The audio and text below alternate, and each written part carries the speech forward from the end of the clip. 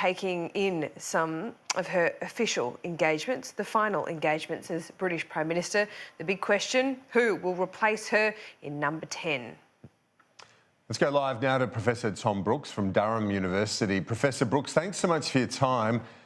First up, who do you think will replace Theresa May? Who's the favourite right now? Well, the favourite front-runner right now is someone called Boris Johnson, former mayor of London, MP right now, and was, of course, the leader of that Brexit vote that was successful and shocks to many. The problem that he's got, amongst many other problems, is first of all, the Tory front-runner in these contests almost never wins. The other is, of course, that despite his popularity with the grassroots Tories, he's also put it nicely, not entirely trusted that much by fellow members of Parliament who've been desperate to find some other more palatable, less controversial pro-Brexit candidates, such as someone like Dominic Raab, who, like Boris Johnson, was a former Brexit secretary in Theresa May's cabinet. Yes, well, the front runner, as you say, it can, be a little bit difficult might be a little bit difficult for Boris Johnson. This is going to be quite a process, but they need to do it as quickly as possible, don't they? Well, I think they see that urgency to get things over with quickly. They got really damaged in the European elections, their worst ever result. They're expected to take a right pasting today in the by-election in Peterborough. We're going to hopefully have results later tonight UK time, but not expected to come first, second, or third in that contest. And so there's a recognition in the party leadership that voters have been fleeing from them, given their failure to deliver on Brexit and the paralysis in Parliament for which their party is being blamed. So a new leader is hoped might be able to turn things around. I think that this is on the one hand, I think they will choose a leader pretty quickly. I think it will come down to Johnson, possibly Dominic Raab, Jeremy Hunt, the current Foreign Secretary, also very much in the running. One of them, I suspect, will walk away with the prize, but they're going to be getting, I think, a poisoned chalice, because the EU has made very clear that unless some red lines change in Britain, and there's no indication any of these leaders would end the red lines. If anything, they would add more.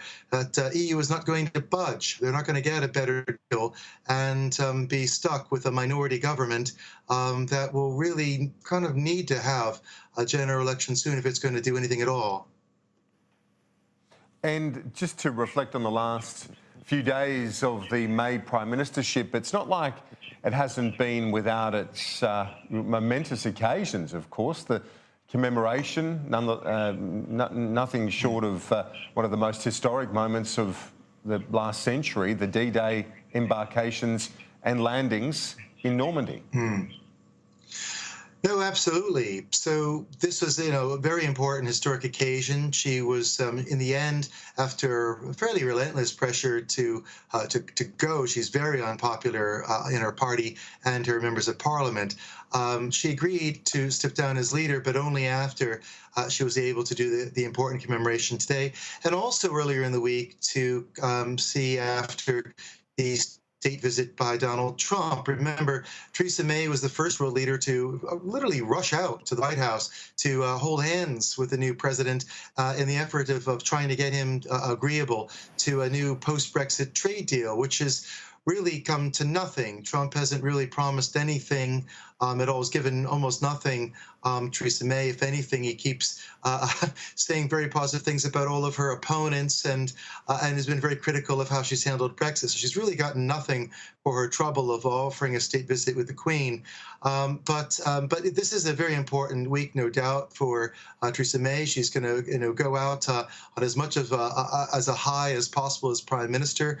So tomorrow she steps down as leader of the Conservative Party, and she remains Prime Minister only until her party can choose a new leader. And when they do, she will go. It will probably be a few weeks, but it could potentially be longer, or indeed more swiftly. She was chosen more quickly than many predicted, as other candidates decided to drop out of the race, and there wound up not being an election at all for her.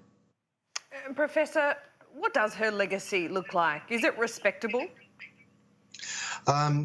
Frankly, not at all right now. I mean, that's those strong words. I think that she had she had been seen as successful as Home Secretary in terms of had a very long run as Home Secretary. The second woman to be Home Secretary first was Labour's Jackie Smith. Home Secretary, a very difficult job to hang on to for a few years or more because, of course, looking after police, looking after immigration, very controversial issues. And Theresa May had done very well to stick through those years. However, why I think that there's really not any kind of sound legacy here is that the big things that she pledged to do to reduce crime, well, we've seen after the reductions in police, crime has gone up, violent crime has gone up, and people who want to succeed her are blaming the cuts to police. Sajid Javid, the current Home Secretary, promises if made the new Prime Minister, he would increase the police by tens of thousands.